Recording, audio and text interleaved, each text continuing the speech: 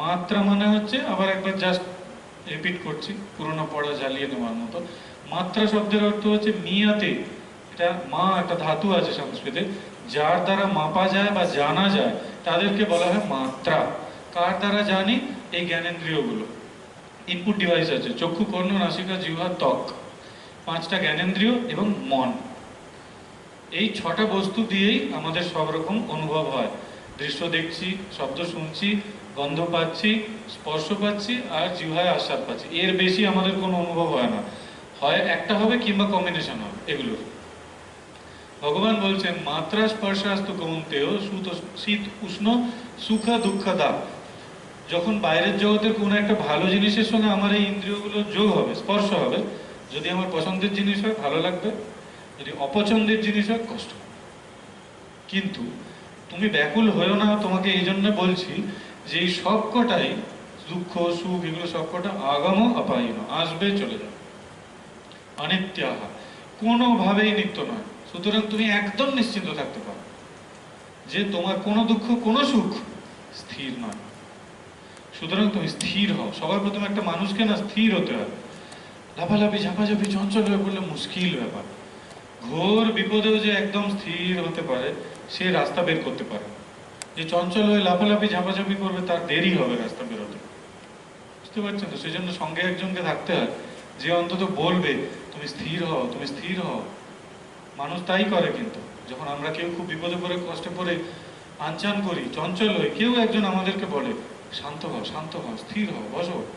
এই যে একজন কেউ আমাকে বলল, ওই শব্দ যাওয়া মাত্র আমরা আস্তে আস্তে আস্তে আস্তে স্থির হতে চেষ্টা করি। যখনই স্থির হই তখনই হৃদয়ের মধ্যে যিনি স্থির আছেন তার কাছাকাছি পৌঁছায়, তখনই রাস্তা বেরোয়। শান্তাকারম ভুজগশয়নম পদ্মনাভম সুরেশম विश्वाधारं गगनसदृशं मेघवर्णं शुभांगं लक्ष्मीकान्तं कमलनयनं योगिभिर्ध्यानगम्यं वन्दे विष्णुं भवभयहरं सर्वलोकैकनाथं। এটা ভগবানের উপাসনা। শুরুতেই কি বলছে? শান্তাকারম। ভগবান কিরকম? শান্ত। কিন্তু ভগবান কোথায় আছে দেখুন। শুয়ে আছেন কিসের উপরে? ভুজগশয়নম, বিষধর সাপের উপর শুয়ে আছেন, কিন্তু শান্ত। এই যে শয্যা, অনন্ত শয্যা, কিসের উপরে? ভয়ঙ্কর চঞ্চল সমুদ্রের উপরে। সমুদ্র কখনো স্থির থাকে? সব সময় ঝড় চলছে, সমুদ্রের উথাল পাথাল তরঙ্গ, তার উপরে ভগবান রয়েছেন। ভগবান স্থির রয়েছে। ভগবানের বাহনকে গরুড়। শুয়ে আছেন কিসের উপরে? সাপের উপরে। দুজনের ঝগড়া, কিন্তু ভগবান শান্ত হয়ে গেছে। ভগবানের দুজন শক্তি, বাগদেবী মানে সরস্বতী, আর এদিকে লক্ষ্মী শ্রী। বলা হচ্ছে যে জগন্নাথ দেব দারু মূর্তি। দারু মানে হচ্ছে কাঠ, কাঠ হয়ে গেছেন। কি করে হলেন ভগবানের কাঠ হয়ে গেছেন, আড়ষ্ট হয়ে গেছেন কেন? একটা মজার শ্লোক আছে, দারুভূত মুরারি। মুরারি দারুভূত হয়ে গেছে কেন? যে মুরারি কি করবেন, তার সংসারের এত ভয়ঙ্কর অবস্থা, কাঠ হয়ে থাকা ছাড়া কোনো উপায় আছে? বলছে শুয়ে আছেন বিষধর সাপের উপরে। সেই সাপ আবার কিসে ভাসছে? অশান্ত সমুদ্রের উপরে। তারপরে কি? বাহন তার সঙ্গে যার উপর শুয়ে আছেন তার কখনো মিল নেই।